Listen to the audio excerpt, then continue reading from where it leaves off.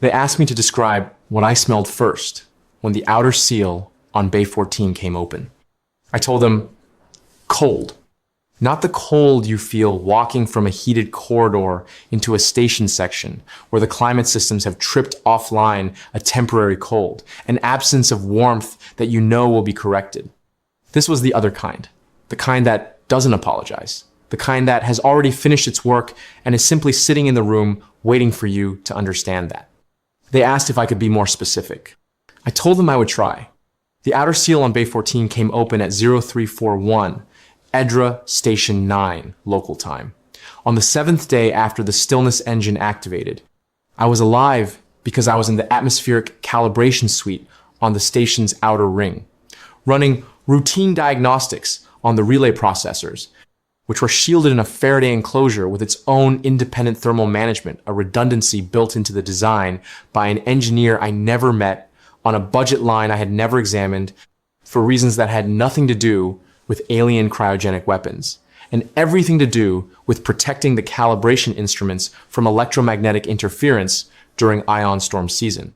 That enclosure held at 19 degrees Celsius for 4 days after the rest of the station dropped below freezing. When the backup power finally gave out and the enclosure's thermal management surrendered to the surrounding temperature, the differential had equalized enough that I could move through the corridors without dying immediately, provided I moved fast and wore everything in the emergency kit, and did not stop to think too carefully about what I was moving through. I want to be precise about what I found, because they asked me to be precise, and because precision is the only thing I have left to give the 67,000 people who cannot speak for themselves. Bay 14 on EDRA Station 9 held the primary atmospheric processing regulators for the station's central habitation ring. It also held, on the morning of the 7th day, approximately 312 people who had been there when the stillness engine activated. Some of them had been at their stations, which were standard issue atmospheric management consoles with integrated telemetry readouts. Some of them had been in transit passing through on their way to somewhere else, carrying equipment, holding cups of something hot that was no longer hot. Some of them were near the emergency hatch that opened onto the connector corridor, and I would later understand that they had been moving toward the emergency hatch when the temperature drop became undeniable, and that the hatch had sealed automatically under the station's emergency pressure protocols before they reached it, and that none of this had made any difference. The Vorath Conclave's stillness engine did not kill through impact or pressure or fire. It operated by inducing resonant cryogenic collapse in atmospheric processing systems, specifically targeting the thermal exchange membrane in any environment using a compact standard atmospheric cycle, which is to say every human station, colony, ship, and surface habitat in operation at the time. The effect propagated through the atmospheric system itself. The air became the weapon. The mechanism was elegant in the way that very old technologies sometimes become elegant through 180,000 years of refinement. Not spectacular, not visually dramatic, but thorough. What the people in Bay 14 experienced, what 67,214 people across 12 EDRA corridor stations experienced, was a drop of approximately 94 degrees Celsius in under 4 minutes. I will not describe what that rate of temperature change produces in a living body. The forensic documentation team that came with the second wave of rescue ships produced a detailed technical report. And that report is in the record, and anyone who needs to know can read it there. What I will say is that the Vorath Conclave's administrative systems, operating under the authority of Conclave Preservation Index 3, Vorath Article 7, Subclause 19, classified the resulting condition as static organic resource material recovered in ambient null thermal conditions, and classified that material as preserved biological inventory eligible for long-term survey and study under the Conclave's interstitial biological catalog. The catalog was 180,000 years old. It had been written before humanity had language. It had been ratified under a galactic administrative framework that predated our species by enough margin that even our most ancient evolutionary ancestors would not have been recognizable as the predecessors of the beings now looking at and its provisions. The Conclave had been filing species under it for the entirety of that 180,000 years, across 17 star systems, and the filing process had always proceeded in the same way. The engine activated, the biological material was processed to ambient null thermal conditions, the administrative system assigned catalog numbers, and the items were flagged for survey retrieval at a date to be determined by conclave research priorities. They filed all 67,214 people on the 9th day after the engine activated. The filing was automated. An administrative system running on the conclave's deep cold archive servers, buried under several hundred meters of Varith permafrost, processed 67,214 individual biological records in a single batch operation that the system logs, which we obtained later, show took 41 minutes to complete. Each record received a catalog number with the prefix 3, Varith Edra, a standardized biological taxonomy entry based on the conclave's existing knowledge of human physiology, and a flag indicating the estimated scientific priority of the item relative to other catalog specimens in the conclave's inventory. They did not contact the coalition. They did not file with the compact. They sent no message of any kind to any human authority before, during, or after the filing, because from the conclave's perspective, no message was required. You do not notify the ecosystem when you have cataloged specimens from it. You do not ask the river's permission before you collect samples from its bank. You simply catalog the specimens and proceed with the work. I found this out later. During the intelligence phase, when the coalition's analytical division obtained access to the conclave's communication logs through channels I am not authorized to describe in this record. At the time, standing in Bay 14 in a thermal suit rated to -40 and pressing my hands against the emergency lighting panel to leach some warmth into my fingers, I knew only what I could see. That every person who had been in that bay when the engine activated was still there. That they had not moved. That the cold had taken them so fast that most of them still wore the expressions they had been wearing at the moment of activation. Some confused, some mid-sentence. One man near the cargo hatch, with his hand raised, as though he had just thought of something he needed to say. He was young. I think he was in his mid-20s. He was wearing the standard agricultural systems technician uniform with the Edra Station 9 patch on the left shoulder, and his name badge was visible from where I was standing. And I could read it, and I did. And I am not going to write his name here because I wrote his name in the archive where it belongs, in a 3-sentence notation that I spent 2 hours composing because I had spoken to his supervisor by then and I wanted the notation to be right. I documented Bay 14 for 6 hours. I had a station survey recorder that I had found in the emergency kit, and I moved through the bay section by section, recording every face I could reach and every name badge I could read and every station terminal with its last active display still frozen in place. I documented the positions of the emergency hatches and the status indicators above them. I documented the positions of people near those hatches and the distance between them and the hatches, and what the distance implied about the timeline of what they had understood and when they had understood it. I documented as much as I could, as carefully as I could, because I had found in the first hour of moving through Bay 14 that documentation was the only activity available to me that felt like something other than nothing, and nothing was not acceptable. When the survey recorder's storage was full, I went to find the communications array. There were 11 other survivors on Edra Station 9. I found 4 of them before the rescue shuttle arrived. 7 more were found in the 40 hours after that. In similar redundant enclosures scattered through the station's outer ring, an emergency medical suite where a physician had been running a routine equipment check, a backup power management room where an engineer had been completing a maintenance cycle, a hazardous materials containment unit with its own sealed climate system, where 3 people had been in the middle of a scheduled inventory audit. None of us had been in the main habitation sections when the engine activated. None of us had been anywhere that mattered, in the sense that the people in the main habitation sections would have considered it mattering. The operations posts, the recreation areas, the residential quarters, the hydroponics decks where the station's internal food production ran on a cycle that did not require human presence to continue for several days after the humans were gone. across all 12 Idra corridor stations, and there were 144 survivors out of 67,368 people. I want to dwell on that number because this record deserves the dwelling, and because the people reviewing this record should understand the arithmetic before they read anything else I have to say. 67,368 human beings were working the agricultural relay network of the Idra corridor on the morning the Stillness engine activated. They were not soldiers. They were not intelligence operatives or diplomats or officers of any kind.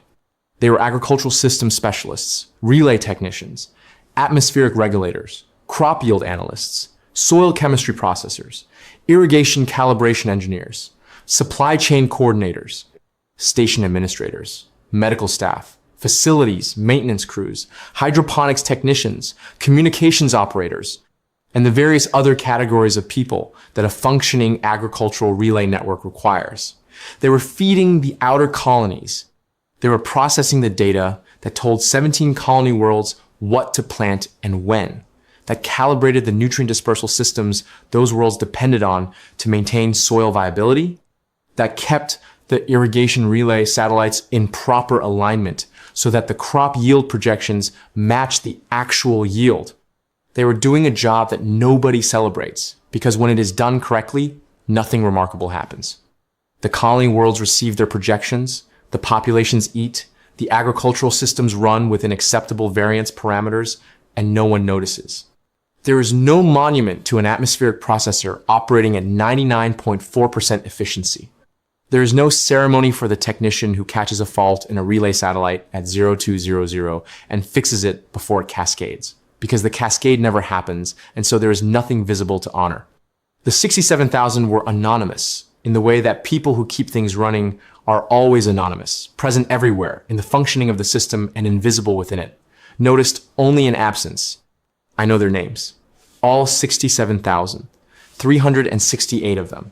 I have read every name in that file at least once, and many of them more than once, because I began reading the list on the rescue ship on the 11th day, and I have not stopped, in all the time since, for longer than I have needed to. I will return to the names. The rescue ships reached us on day 11. The Compact Diplomatic Corps reached the Conclave's communication interface on day 16, a process that required navigating a contact protocol the Conclave had established for interactions with what they classified as lower temporal category species, which was the language in their communication framework for any civilization less than approximately 50,000 years old.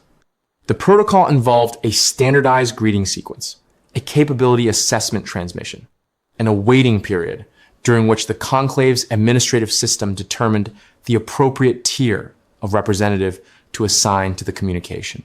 The coalition's diplomatic team followed the protocol exactly because they had been advised to, and because deviating from the protocol at that stage served no purpose. The Conclave acknowledged receipt of the communication on day 22. They responded on day 31, which was 20 days after acknowledgement, which was not a delay caused by distance or technical difficulty. Their communication systems were more than capable of responding within hours. The 20-day gap was the standard response interval for communications from lower temporal category species, specified in their administrative protocol as the minimum time required for the Conclave's representative assignment system to complete its review. It was not rudeness, it was procedure. Their response stated, in the precise and patient language of an entity that had been composing diplomatic correspondence for longer than our species had existed, that the activation of the Stillness engine in the Idra corridor had been conducted in full accordance with the Conclave's interstitial sovereignty protocols, that the Idra corridor had been identified under surveys conducted 4,200 years prior as falling within a contested resource survey zone under Article 12 of the Conclave's pre-existing galactic claim documentation, and that the biological material recovered and cataloged under Preservation Index 3, Varath had been processed in good faith as unclaimed organic inventory within that zone. They expressed what they termed procedural regret that the coalition had not been aware of the claim documentation, and noted that the documentation was available on request through the Compact's Galactic Claims Registry, where it had been filed 4,200 years earlier. 4,200 years earlier. The Diplomatic Corps submitted a formal request for immediate release of all cataloged persons and cessation of any further survey activities in the Edra corridor on day 33. They waited. The conclave acknowledged this communication on day 41. They responded on day 54. They explained that Preservation Index 3, Farath, did not permit the release of archived specimens prior to completion of the initial survey phase, as doing so would compromise the scientific integrity of the biological record. That the question of whether coalition nationals constituted unclaimed organic inventory under the conclave's pre-existing catalog protocols was a matter requiring internal legal review by the conclave's Classification Assessment Council, which they estimated would require between 3 and 7 of their standard temporal units, and that they were prepared to engage in ongoing communication with the coalition during the review period. Each of the conclave's standard temporal units was equivalent to approximately 11 coalition months, between 3 and 7 standard temporal units, between 33 months and 77 months, between 2 years and 9 months, and 6 years and 5 months. They told us to wait between 3 and 7 of their years for a legal review to determine whether our dead were specimens or people. I was in the Compact Assembly Chamber when the Coalition's senior diplomatic coordinator read that response aloud into the record. I was sitting in the Civilian Observer Gallery because I had been asked to attend as a survivor witness, and because it had been decided by people who understood the political dimension of the hearing better than I did, that having a survivor physically present in the chamber when the conclave's response was read would serve a purpose. I sat very still and I listened to every word of the conclave's communication. And when the coordinator finished reading and looked up at the chamber, there was a silence that I had never heard in any room full of living people. Not the silence of people who have nothing to say, the silence of people who have arrived all simultaneously at the same understanding of something they already knew but had not yet fully felt. I testified the following morning. I will not reproduce my full testimony here. It is in the record, and anyone who needs to read it can read it there. What I will say is that I began by describing the atmospheric calibration suite and the Faraday enclosure and the 4 days I spent inside it as the temperature equalized. I described walking through the corridors of Edra Station 9 for the first time and what they were like and what I had understood about what I was seeing before I reached Bay 14 and what I found in Bay 14. I described the documentation process, the survey recorder, the 6 hours of footage, the experience of moving through that space with a specific intention of recording what was there because no one else was going to. Then I opened the biographical archive file on my tablet and I told the assembly what it was, and I said that I would like to read from it. I read 67 names, 1 minute's worth, at the rate I had practiced. Not fast, not slow. Each name given the space it needed to exist clearly in the room before the next one followed. When I finished the 67th name, I paused, and I told the assembly that I had 67,248 more names on the same list, and that I was prepared to continue reading for as long as they required, because I had found that reading the names was the only activity that felt proportionate to what they represented. I read for 4 hours. No one asked me to stop.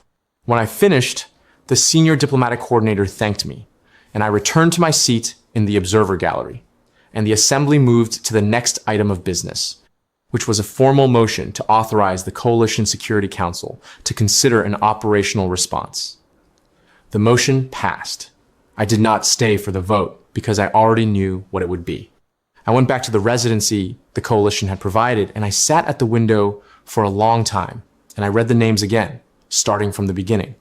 The coalition submitted a formal demand for immediate repatriation of all 67,214 cataloged persons on day 60. The conclave acknowledged this demand on day 73.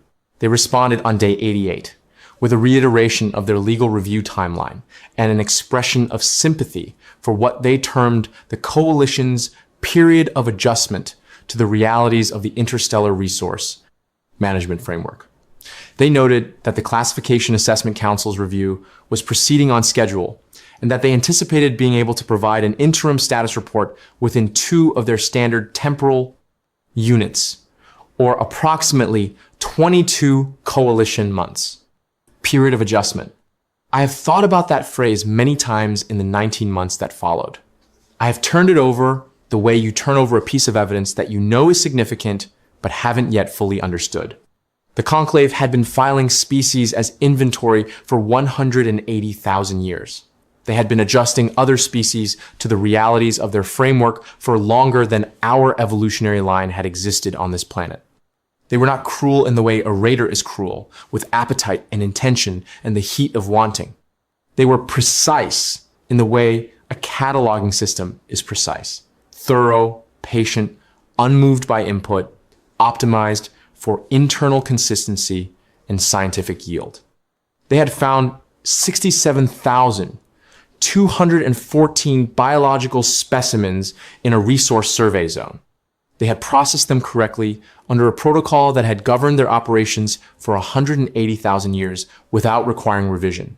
They were now explaining to the specimen's neighbors that the process had been conducted in good faith and that the neighbors should allow the appropriate time for the relevant review. They were not threatened by us. They had never encountered a species that answered them in a way that changed their behavior, because every species they had cataloged had been either pre-sapient at the time of cataloging or too newly sapient to mount a response that the conclave's protocols were required to classify as legally significant. Humanity was the first lower temporal category species in the conclave's operational history that had the technical capability to find them, navigate to them, and communicate with them inside the window between the engine's activation and the completion of the initial survey phase. They registered this fact when the diplomatic corps made first contact as procedurally interesting. They assigned it to the Classification Assessment Council for review, along with the question of whether coalition nationals constituted unclaimed organic inventory. They did not know what was being built. The response authorization came through the Coalition Security Council on day 94. The vote was unanimous, which I note only because unanimity in that body requires a level of political convergence that does not occur automatically, and because the people who cast those votes understood precisely what they were authorizing. The motion before the council read, in its operational paragraph, as follows. The coalition authorizes the assembly and deployment of a proportionate response force, designated the Burning Accord, with full operational mandate to address the Vareth Conclave's actions in the Edra Corridor in a manner that is final, total, and irrevocable. Final, total, irrevocable. The shipyards began work on day 95. I am not a military planner, and I cannot tell you in technical detail what the shipyard activation looked like across the coalition's 18 primary construction facilities during the 19 months that followed. I know the output figure. I know that on the 409th day after the Stillness engine activated, the Burning Accord's official fleet complement reached 398,000 warships assembled at the Kestrin Fleet Assembly Station, and that I was present at Kestrin on that day and watched the final formation complete from the observation deck. I know that watching it was different from understanding the number, and that understanding the number was different from seeing the number exist in physical space as a formation of ships large enough that the observation deck's forward viewport, which was several meters of reinforced transparent steel with a field of view that under normal circumstances showed you a generous portion of local space, could not contain more than a fraction of what was there. You had to pan the viewport, tilt your vantage point from one edge of the formation to the other, and the panning took long enough that you understood in your body, rather than your mind, what 398,000 objects occupying coordinated positions in three-dimensional space actually means. The Conclave had deployed 11 vessels to operate one Stillness engine and process 67,000 humans as inventory. We had spent 19 months building an answer to that 11-vessel action. The answer was not 11 vessels, and not 1,100, and not 11,000. I want to be careful about how I describe the 19 months of the build, because I was present for parts of it and absent for others, and because the word careful has a particular resonance when applied to a project that was itself almost nothing but care organized, deliberate, morally exact. I was given access to the EDRA Response Documentation Office on day 112, which is where the Coalition's Survivor Liaison Team was collating the biographical records of all 67,214 people filed under Preservation Index 3, Varath. The office was staffed primarily by archivists, historians, and Coalition administrative personnel. But they were also working with family members who had been in contact with the office to provide information about their relatives on the stations, and with the 144 survivors who were willing and able to contribute. The work was the compilation of a complete individual biographical record for each of the 67,000 name, station, assignment, position, photograph, family connections, and a brief notation in plain language describing something specific and particular about the person's work or life that would not appear in a standard personnel file. I was not a professional archivist. I was an agricultural systems specialist with a survey recorder full of documentation footage from Bay 14 and a list of personnel files I had memorized by reading them on the rescue ship. I offered what I had and they accepted it. And then they asked if I would stay and help cross-reference the biographical files with the station personnel records from all 12 EDRA stations, because they needed people who had actually worked in the EDRA corridor and knew the layout and the operational context and could help connect the personnel records to the kind of specific details that would make the notations real rather than generic.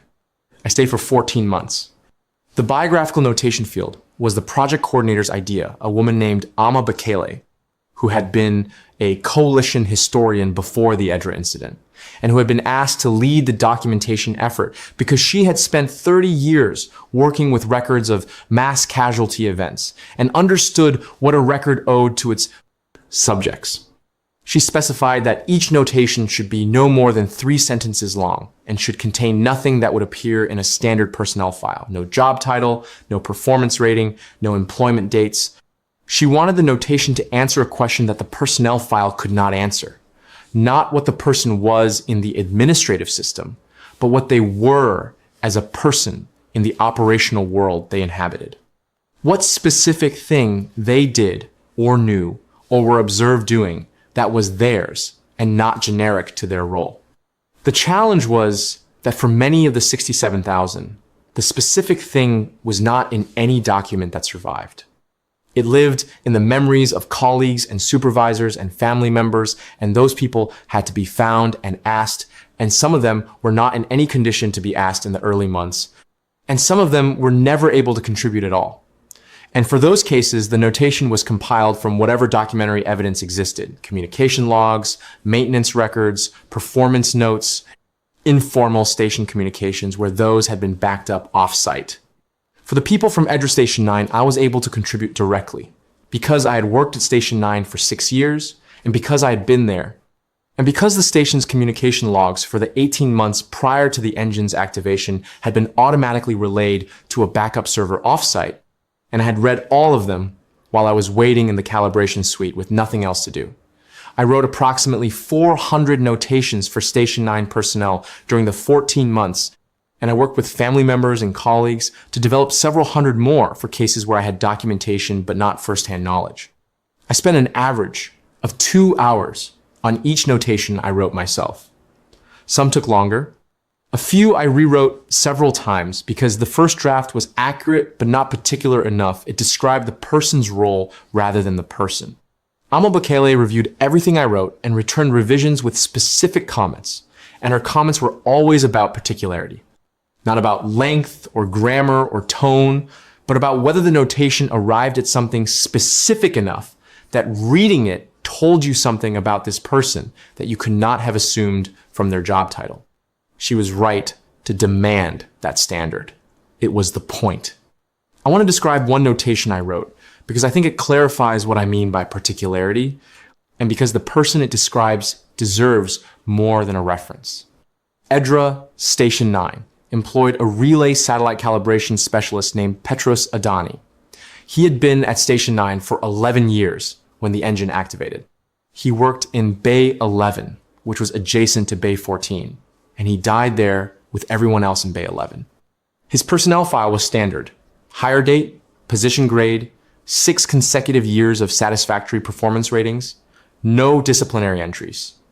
The personnel file told you that Petros Adani had been a competent employee in good standing for 11 years, which is accurate, but which also describes tens of thousands of people and tells you nothing specific about any of them. I called his direct supervisor, a woman named Constance Afolabi, in month 3 of the archive work. She was living with her daughter's family at the time on one of the inner colony worlds, and she agreed to the call, but told me at the outset that she was going to be brief because she was not in a state to be otherwise. I told her I understood. I asked her one question. Was there something specific she remembered about the way Petros Adani worked or the way he was? Something that would not appear in a performance file? She was quiet for a moment. Then she said, in 3 consecutive weeks during the previous winter, he had stayed until 0200 on Thursdays, reworking a faulty calibration in one of the relay satellite clusters. A fault that was technically within the acceptable variance threshold, and that no one had required him to fix. He had fixed it because he was not satisfied with the output, and he had fixed it on his own time, and he had not filed a report about it because it was within threshold and there was nothing to report. She had found out about it only because the overnight monitoring log showed his login credentials active until 02003 Thursdays running. And she had asked him about it, and he had explained, and she had told him his time was his own, and he should not spend it on problems that were already inside acceptable parameters. She said he had told her it was still off. I asked her if there was anything else. She said that was enough, and she ended the call. I spent the rest of that day writing his notation. The final version read, in 3 sentences, that Petros Adani had spent 3 consecutive Thursday nights correcting a relay satellite calibration fault that was technically within acceptable parameters on his own time and without filing a report because he was not satisfied with the output variance. That when his supervisor had told him his time was not required for problems inside threshold, he had said the problem was still off. That his notation was being written by someone who had stood in Bay 11 6 years after those Thursdays and understood from standing there what it meant for a person to consider a thing not finished merely because the formal standard said it was finished. The notation was accurate. It was also specific in the way Alma Bekele required all notations to be specific. It told you something about Petros Adani that you could not have inferred from his position title, something that was his and not generic, something that arrived at a particular quality of a particular person rather than a general quality of a type. I wrote 400 notations like that at an average of 2 hours each. Some of the other archive workers found the volume of individual interviews and the time required to compose accurate notations to be an emotionally difficult process. And the documentation office had psychological support staff available throughout the 14 months. I found the work not easy. Nothing about it was easy, but oriented.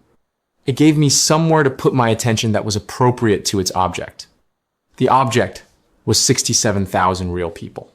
And the appropriate response to 67,000 real people was the kind of attention that treats each of them as the particular individual they are, not as a unit of a total. The conclave's filing system had treated each of the 67,000 as a unit of a total. The notation field in our archive was, among other things, a direct and formal rebuttal of that treatment. When the archive was complete, 67,214 records, each with its biographical notation, compiled over 14 months of work by hundreds of people. It was not a document that you could read quickly. It was not a document that rewarded skimming. Each record required the time it required, which was the time needed to read the name and the notation and let both settle before moving to the next one. At the average reading pace of the assembly testimony, the pace I had practiced and used reading the complete archive straight through would take approximately 47 minutes at the name-only level, or several days if you read every notation as well. Commandant General Yael Amara, who had been appointed to lead the burning accord on day 96, and who I met once briefly in the documentation office in month 4 of the build, read the entire archive, including every notation during the month she spent at Kestrin before departure. I know this because she told me in the exchange we had when she visited the office. She had come to review the archive as part of her operational planning process, and she spent 4 hours in the office. And when she left, she stopped at the door and said, without turning around, "When we go, I want someone who is there to come with us." She meant someone who had been at EDRA, someone who had been inside the stations. Someone for whom the 67,000 were not a number in a casualty report, but something known in the specific way that being present makes things known. They asked me in month 17 if I would sail with the Accord as a civilian witness and identifier of record. I said yes. I was assigned to the flagship EFS EDRA's Answer. The ship's designation was also its purpose. It was named not for a place or a victory or an abstract principle, but for a specific particular thing, the answer that the 67 people of the EDRA corridor would not be able to give for themselves. The hull of EFS EDRA's Answer had been modified during the final months of construction.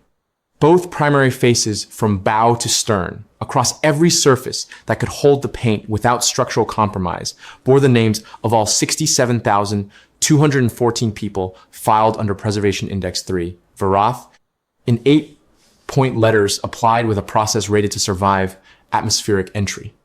Not a selection, not a representative sample, all 67,214 names. Every catalog entry, every item that the Conclave's automated system had processed in that 41-minute batch operation and filed under the 3 Varith EDRA prefix. Commandant General Amara had specified this in the operational planning phase. She wanted the names legible from the surface of the Conclave's worlds when the Accord arrived at close orbital range. She wanted the Conclave to be able to read from their own ground whose answer was arriving and who had sent it and what it was in response to. We departed Kestrin on day 427. I want to say something about what it was like to walk the hull observation corridor of EFS EDRA's Answer on the morning of departure. Because I did this, and because it was the only time I felt something that I would describe reluctantly and with the understanding that the word is imprecise, as close to finished. The observation corridor ran along the interior face of the hull on both sides, behind a strip of reinforced transfer steel about 1 meter wide and 4 meters tall that gave you a view of the hull's exterior surface. The names were there, 8-point lettering in a paint that the specifications document called Endurance Grade White, applied in columns across the hull plating, each column separated by a thin registered line so that the names could be read in sequence rather than as an undifferentiated mass of text. I walked the corridor for approximately an hour, reading. Not all of them. 67,214 names in 8-point type across a capital ship's hull covers more surface than an hour of walking can address. But I read the section I could reach, and I found Petros Adani's name in column 847, between Petrescu, Valentina, and Petrov. Ilya, and I stood in front of it for long enough that the crew member who was also walking the corridor came up beside me and stood there too, without saying anything, and then continued on. I found the name of the man from Bay 14 with his hand raised. He was in column 1203. I had been to that section of the hull already in the first week I was aboard, because I had looked up his column coordinates from the master placement document. Standing in front of his name on a ship that was 3 days from departure felt different from standing in front of it when departure was still months away. It felt like something in the correct position. I stood at the forward viewport on the observation deck as the formation assembled for transit, and I watched 398,000 ships organize themselves into the operational pattern the planning team had designed. And I thought about Bay 14. I thought about the 6 hours I had spent moving through it with the survey recorder. I thought about Petros Adani, and the man with his hand raised, and the 400 notations, and the 14 months, and the 47 minutes of names, and what it means to know 67,000 people, not individually, Really to know that they exist as particulars in the record, that each of them has a specific notation that someone spent 2 hours composing, that each of them is not a unit in a filing system, but a person whose irreducible particulars are documented and held in a way that the conclave's automated batch operation never held them. I thought about Preservation Index 3, Varath, Article 7, Subclause 19, and what the word preserved was supposed to mean, and what the conclave had understood it to mean, and what it actually required. We arrived at Vareth Prime on day 492 after the stillness engine activated. Varath Prime was a cold world, not the dead cold of deep space, but the cold of a planet that had evolved under a dim and distant sun-gray-blue stone, slow frozen tundra stretching to every horizon, an atmospheric haze so thick and stable that the surface temperature varied by less than 3 degrees across the full diurnal cycle. The conclave had built their primary civilization into that cold over 180,000 years, and the coldness was not incidental to what they were. It was constitutive. They had cataloged biological material from warm worlds for 180,000 years, and they had never felt the necessity of being warm themselves. They were the cold, patient thing that the universe had produced in a particular set of conditions, and they had operated for 180,000 years under the assumption that never tested, because no test had ever been possible that this was stable. When EFS Edra's Answer entered Varath prime orbital space at the head of the first formation, Commandant General Amara broadcast one communication to the conclave's primary administrative interface. It was transmitted on an open channel. It was also transmitted simultaneously to every compact signatory communication relay within range, and to the coalition's public communications network, because Commandant General Amara had decided that the communication should not be a private one between the Accord and the conclave. It should be a public record. The communication lasted 47 minutes. It contained the name, catalog number, and complete 3-sentence biographical notation for each of the 67,214 people filed under Preservation Index 3, Varath. She read them in archive order, alphabetical by surname, the same order Amabekele's team had organized the records. She read every name herself. She did not summarize. She did not abbreviate. She gave each name the space it required. And when the name was followed by a notation, which it always was, she read the notation in the same voice, at the same pace, without change in register, to indicate that the notation was secondary to the name. She began with Abiodun, Chinier, Atmospheric Operations Technician, Edra Station 1, Bay 3. She ended 47 minutes later with Zywek, Andre, Relay Satellite Calibration Specialist, Edra Station 12, Bay 7. The conclave received the broadcast. Their communication systems were active throughout. They did not respond. When she finished, Commandant General Amara was quiet for approximately 8 seconds. Then she said, "The Burning Accord notes the Vareth Conclave's Preservation Index 3, Vareth Article 7, Subclause 19. The Accord's response is classified under the same article. These were not specimens. This is not a survey." Then she gave the operational order. "I am a civilian, and I am not equipped to write a technical military history of what the Burning Accord did at Varath Prime, at Varath Secundus, and at the Conclave's third anchor world. What I can describe is what I saw from the observation deck of EFS Edra's Answer in the hours that followed Commandant General Amara's broadcast. And I can describe it because I was asked to and because I did not look away. The first formation, 12,000 ships, EFS Edra's Answer among them entered Varath Prime orbital space in a pattern designed to be visible from the surface. Not to create a spectacle, to be legible. To ensure that when the Accord's operations began, no one on the surface of Varath Prime would be uncertain about what was happening or who was responsible for it. The formation's coverage was calculated to provide an unobstructed line of sight to some portion of the fleet from every inhabited zone on the planet's surface. The Conclave's defense network activated. It was answered. I watched the defense network go dark across all 3 primary surface zones in 41 minutes, the same duration, I noted. That the Conclave's administrative system had taken to process 214 biological records in its batch operation on the 9th day after the engine activated. I do not know if Commandant General Amara had noted this coincidence in the planning phase. If she had, it is not in any document I have access to. But I noted it standing at the viewport, and I held the coincidence in my mind for the rest of the action. And I did not find it comforting or satisfying or anything other than what it was, a number that had appeared twice for different reasons in the same sequence of events. The Stillness Engine's manufacturing hub on Varath Prime was the first designated target. Commandant General Amara had sequenced it first at all three worlds. The engine had frozen 67,214 people alive. Its manufacturing infrastructure existed in the physical world as a set of facilities that could be targeted and addressed.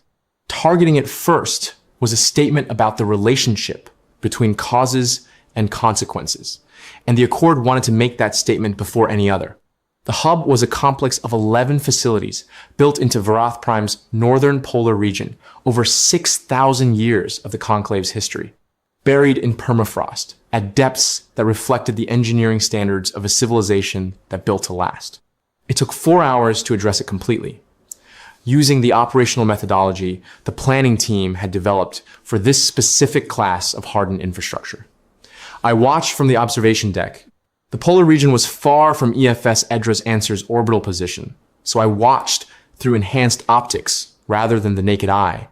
And the scale of what the imagery showed me was something I processed intellectually without being able to fully absorb emotionally, because the emotional processing apparatus I had arrived with that morning had already been running at capacity for 16 months, and it had learned, by necessity, to route certain categories of input to a different register. The Conclave transmitted twice during the action at Varath Prime. The first transmission came approximately 90 minutes after the operational order. It requested immediate cessation of hostilities and offered to open negotiations regarding the status of Preservation Index 3, Varith, in light of the Coalition's stated concerns. The language was formal and procedurally precise, as all of the Conclave's communications were, and it included a reference to the applicable provisions of the Compact's conflict de-escalation protocols, and an acknowledgement that the Classification Assessment Council's review timeline might be accelerated under emergency provisions. The second transmission came 3 hours and 22 minutes after the operational order. It offered unconditional compliance with all Coalition repatriation demands, unconditional acknowledgement that Coalition nationals had been incorrectly classified under Preservation Index 3, Varath, unconditional withdrawal of the claim documentation covering the Edra corridor, and a formal request for terms to govern the cessation of the Accord's operations. The Burning Accord did not respond to either transmission. This was not because the operational order prohibited communication. It did not. Commandant General Amara had established, in her pre-deployment briefing to the fleet's senior staff, a briefing that I was permitted to attend as the civilian witness, a principle that she stated in 6 words. I have written those 6 words down in several places, because I believe they are the most accurate summary of what the Accord was and what it was not, and because I think there will be people in the future, perhaps many people, who will look at the record of what happened at the Varth Conclave's anchor worlds and ask whether the Accord should have stopped when the second transmission came. I think those people deserve a complete answer, and I think Commandant General Amara's 6 words are part of that answer. She said, "We are not here for their terms." She did not elaborate. She did not need to. The action at Varath Prime was completed in 14 hours and 22 minutes.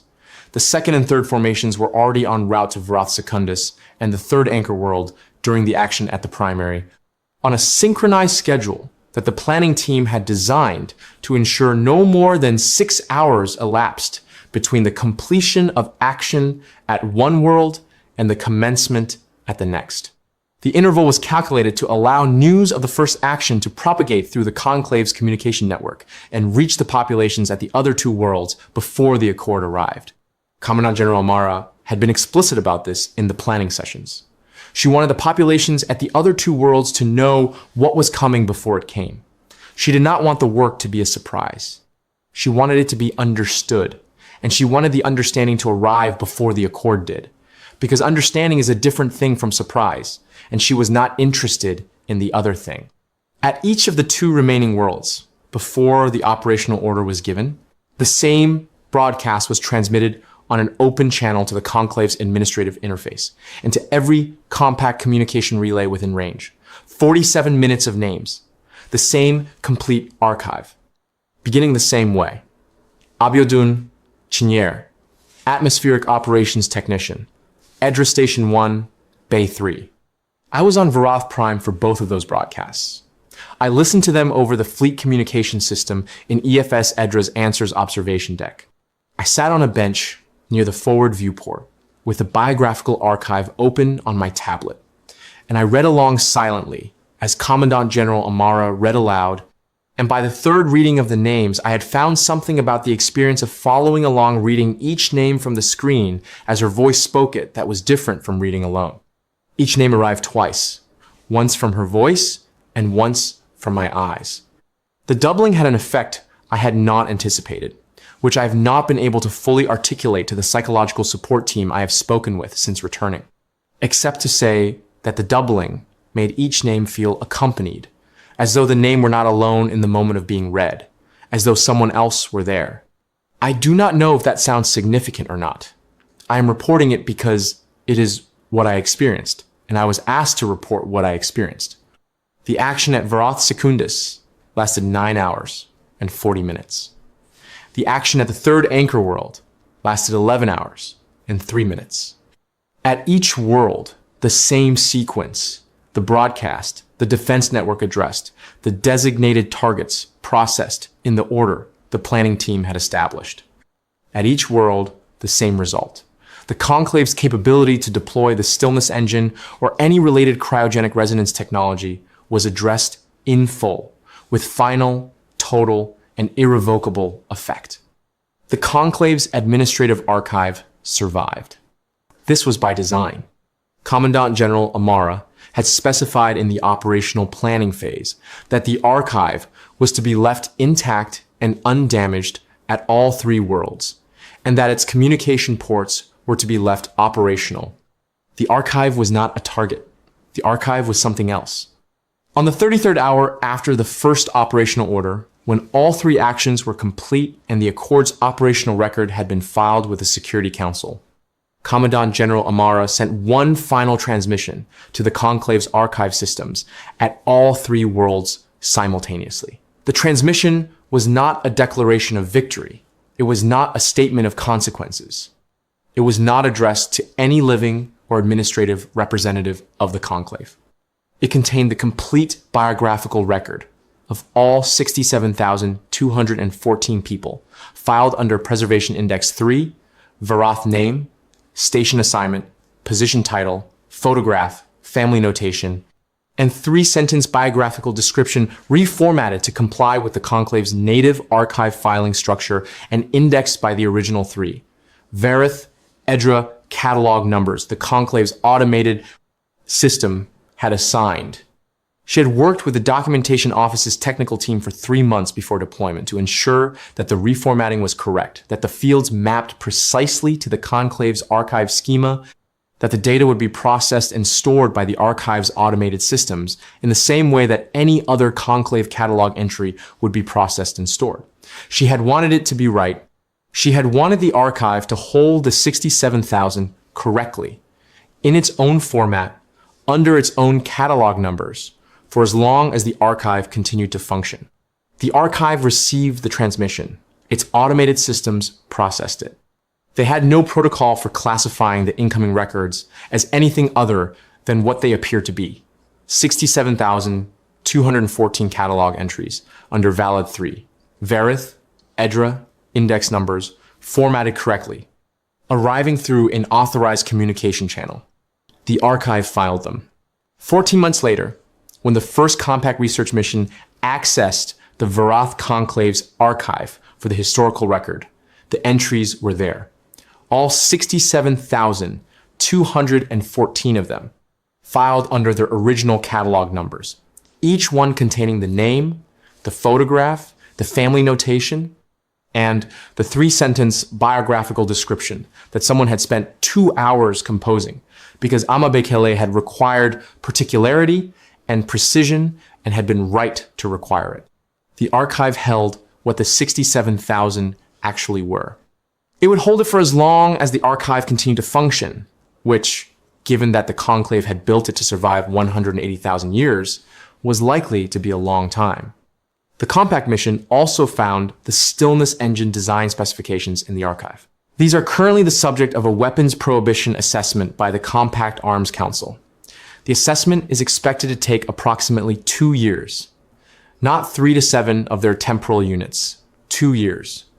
I should also say, because it is relevant to the record, the Compact received formal communications from 11 of its member civilizations in the weeks following the Accord's operations, expressing varying degrees of concern about the precedent established by the scale and totality of the response.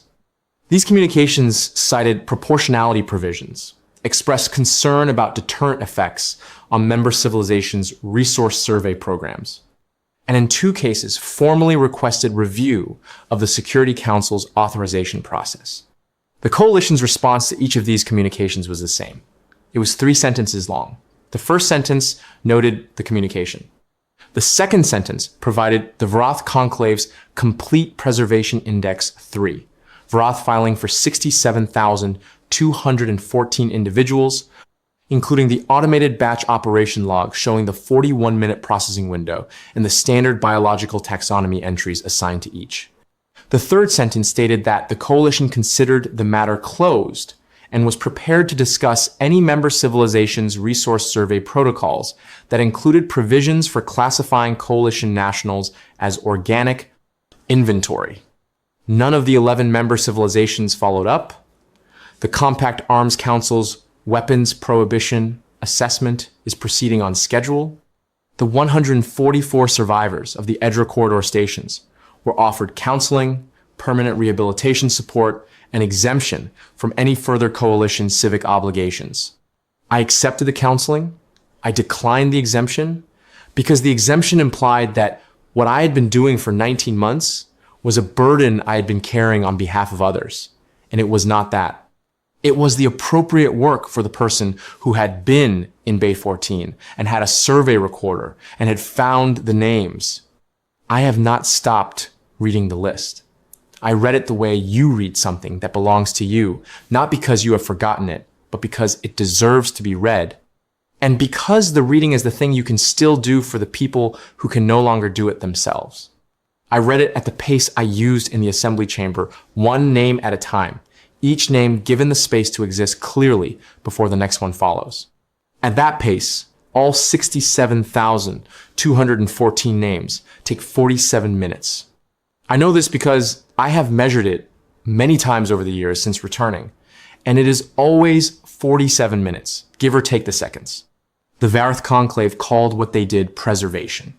The word implies something protected, something held carefully and with care against loss, something that the holder understands to have value that exceeds its utility. What they had was a filing system and a legal framework and 180,000 years of precedent for treating biological material as inventory. And they had applied all of it correctly to 67,000 particular people who were not inventory and had never been. And they had called the result preservation. The Burning Accord arrived with 398,000 warships and 47 minutes of names. We demonstrated in precise and permanent terms what preservation actually requires. You have to know what you are holding. You have to know their names. We knew all 67,214 of them. That is what we called it.